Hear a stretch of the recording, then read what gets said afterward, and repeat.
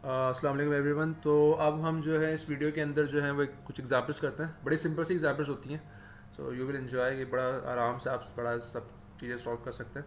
So let consider second order system where zeta 0.6 omega and 5 radius per second.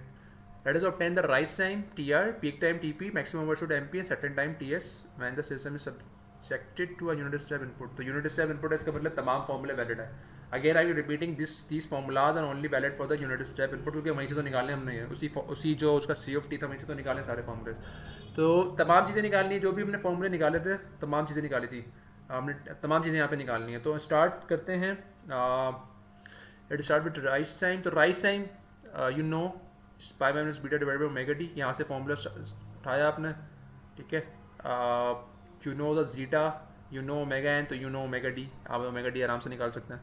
तो सिर्फ आपने put करना है और आपने यहाँ पे राइस टाइम निकाल लेना है। बीटा पहले निकाल लेंगे, ऑब्वियसली आपको बीटे की जरूरत पड़ेगी। रेडियस में इस्तेमाल करना है क्योंकि आप पाए भी डाल रहे हैं, रेडियस में डाल रहे हैं, तो आपको रेडियस में कन्वर्ट करना पड़ेगा। सिस्टम को कन्वर्ट करें, इसमें पुट करें, you easily can get rise time. तो राइस टाइम इज 0.55 सेकेंड्स। तो देख सकते हैं आप, it's very easy actually. Now let's move on to the peak time. Peak time पे चलते हैं। तो पिक टाइम का फॉर्मूला अगेन गिवन है, गिवन होंगी चीज़ें। Pi you know, omega d you know, just find it out. तो आपके पास TP भी आ गया। Then we move on to MP, और MP में again you just need zeta, सिर्फ जीटा ही चाहिए आपको। तो थोड़ा सा उसमें ज़्यादा काम करना पड़ेगा क्योंकि अंडर रूट वगैरह है, पाए मल्टीप्लाई करें, आराम से निकालें। और जस्ट ओवरशूट इज कमिंग 0.095, तो उसको परसेंटेज में नॉर्मली लिखते हैं हम। तो just multiply this thing with 100, तो इट्स मीन 9.5% की ओवरशूट है। तो 1 से वो 1.095 पे पहुंच गया। तो ये जो है 9.5 की आपकी ओवरशूट है। And the last one is TS। तो सेकंड क्राइटेरिया, जो 2% क्राइटेरिया उससे भी निकालना है, आप 5% क्राइटेरिया ऑब्वियसली उससे भी निकालना है। और ऑब्वियसली बात है कि 5% क्राइटेरिया में आपका TS जल्दी आ जाएगा क्योंकि वो रेंज इसकी ज़्यादा है। और जो TS जो 2% क्राइटेरिया उसमें टाइम लेगा, ज़्यादा टाइम लेगा as compare to the 5% criteria. तो as you can see it's very very easy to solve these systems. तो ये मुफ्त के नंबर हैं बेसिकली, तो उसको मज़ीद आप प्रैक्टिस कर सकते हैं। अच्छा, एक और सवाल यहाँ पे देखते हैं। अच्छा, ये थोड़ा सा डिफरेंट है। इसमें क्या किया हुआ है कि हमें एक सिस्टम दे दिया गया है, एक उसका ट्रांसफर फंक्शन गिवन है, और वो देख के आपको सामने नज़र आ रहा होगा कि क्या है, वो सेकेंड ऑर्डर सिस्टम है, ऑब्वियसली बात है। नाउ पढ़ लेते हैं। For the system shown determine the values of gain K and KH। तो these two are the gains जो आप चेंज कर सकते हैं सिस्टम में, K और KH। So that the maximum overshoot in the unit step response 0.2। तो maximum overshoot दे दिया उसने, MP की वैल्यू गिवन है, and the peak time is 1 second. TP भी गिवन है, MP भी गिवन है। With these values of K and KH, obtain the rise time and settling time, 2% criteria, assume J and B to this thing। तो J और B, अब इस system में कितने अननोन है? J यू गिवन है आपके पास, B गिवन है आपके पास, you just need to find K और KH। तो पहले तो K और KH निकालना है, and then we can find rise time and settling time. तो K और KH कैसे आएगा? अब K और KH का तो कोई फॉर्मूला ही नहीं है। तो ऑब्वियसली बात है कि फॉर्मूले से नहीं आएगा वो, सेकंड टाइम या कोई टाइम के फॉर्मूले से नहीं आएगा। But we can write the second order system in this form. ये सब जानते हैं कि एक टिपिकल सेकंड ऑर्डर सिस्टम की ये फॉर्म होती है। Now what we can do, we can compare this to system. तो ऑब्वियसली बात है, सिस्टम अगर दोनों सेकंड ऑर्डर सिस्टम है तो उसके जो कोफिशिएंट्स होंगे वो बराबर होने चाहिए।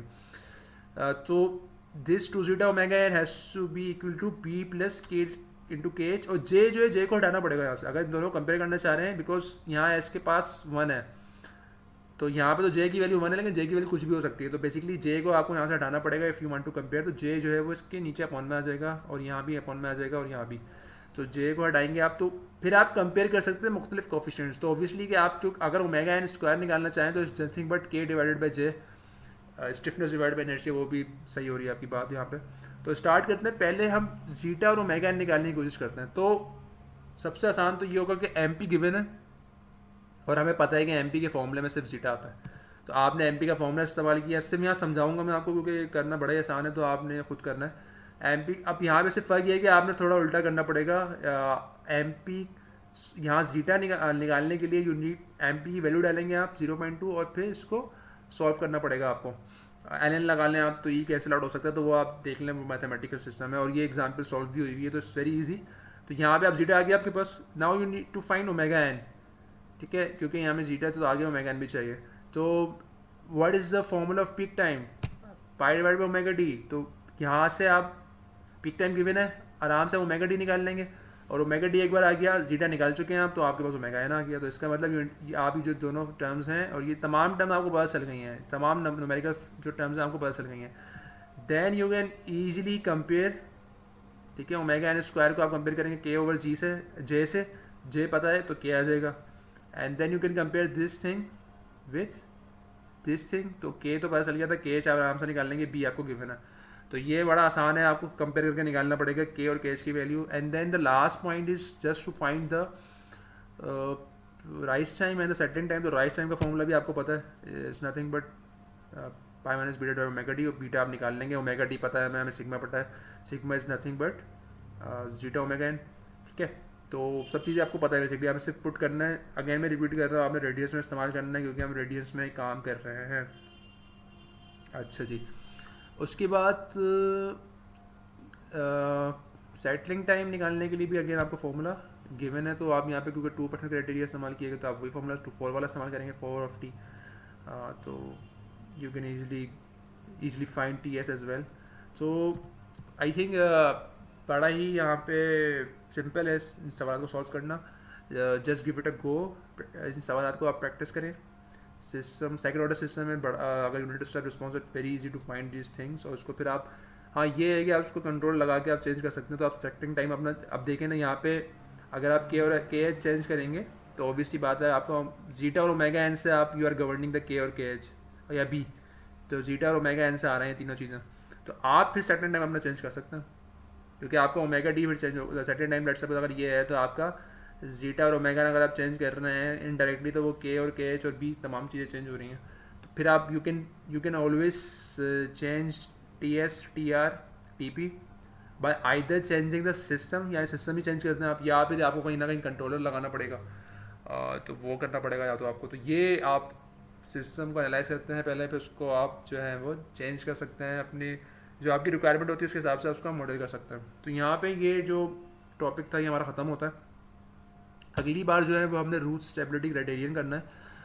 ये सिस्टम होता है जिससे आप रूट्स देख के बताते हैं कि सिस्टम किस तरह बिहेव करेगा।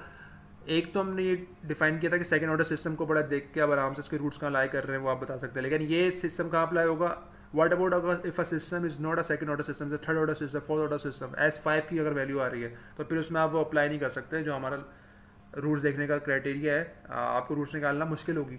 तो उसमें फिर ये होता है कि सिर्फ हम ये देखते हैं कि कितने रूट्स राइट हैंड साइड में है। अगर कोई एक भी रूट आपका राइट हैंड साइड पे होगा रियल एक्सिस पे, तो इसका मतलब सिस्टम इज अनस्टेबल। तो एक भी रूट अगर आपका राइट हैंड साइड पे है तो सिस्टम आपका अनस्टेबल है। तो सिर्फ हम ये फाइंड करते हैं कि कितने रूट्स आपके राइट हैंड साइड पे। हम ये, इससे हमें कोई गर्ज नहीं होती कि रूट्स की वैल्यू क्या है, वो 2 है, -3 है, -5 है, 4 है, रियल है, इमेजिनरी है। हम सिर्फ इसमें इंटरेस्टेड हैं कि कितने रूट्स आपके राइट हैंड साइड पे हैं।